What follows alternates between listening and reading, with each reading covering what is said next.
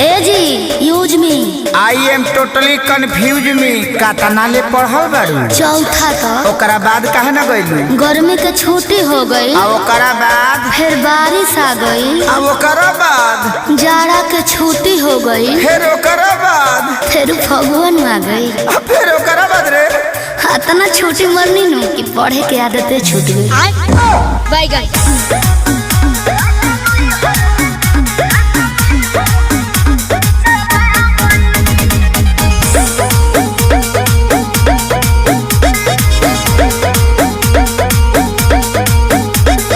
तहरा पढ़ाई के नइखे कोनो जोड़ हो, बोलेलू तो इंग्लिश के तूर देलू गोड़ हो। मैं तो बताई मैं नहीं हूँ हाई फाई।